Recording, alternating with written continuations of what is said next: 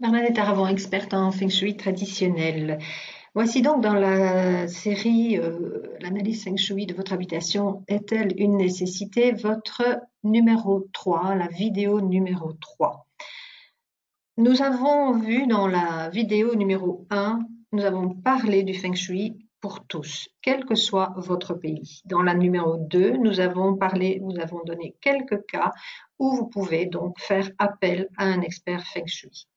Dans cette troisième vidéo, voyons un peu à quoi une analyse va vous engager. D'abord, que se passe-t-il? Je reçois un appel, qu'il soit téléphonique ou par mail. Et donc, j'ai une conversation avec la personne pour voir sa motivation et la raison pour laquelle elle fait appel au Feng Shui. Et je propose un devis. Ensuite, si le devis est accepté, je me rends chez la personne pour une première visite. J'ai bien sûr de nouveau une conversation avec elle pour avoir le plus de détails possible et j'observe. J'observe beaucoup l'environnement extérieur. Je prends mes mesures, notamment l'orientation de la maison, mais pas seulement. Et je visite bien sûr toutes les pièces de la maison. Et là aussi, j'ai besoin d'un plan pour faire une analyse correcte.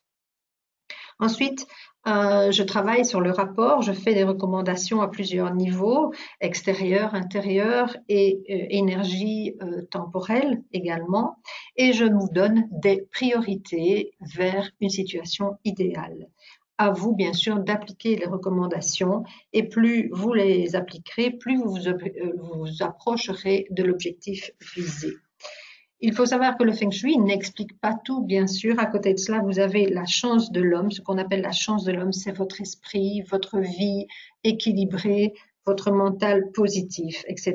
Et donc, vous aiderez beaucoup plus à la réalisation d'un bon Feng Shui si vous avez cette mentalité-là.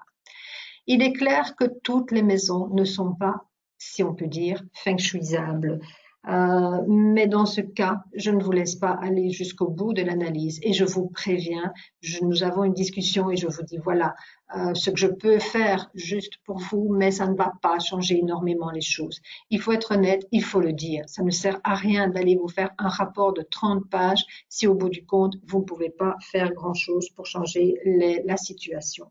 Donc, par souci d'honnêteté, c'est quelque chose que je dis tout de suite.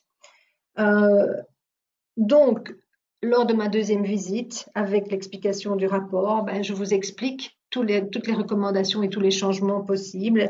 Et donc là, vous vous engagez à quoi? Vous vous engagez à faire ces changements. Et donc, vous vous engagez peut-être aussi à bousculer certaines habitudes.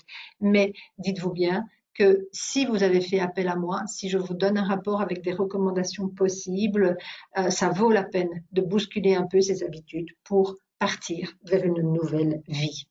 Voilà pour la vidéo 3 et je vous retrouve dans la vidéo 4 avec des exemples possibles de changements dans une maison après avoir fait l'analyse.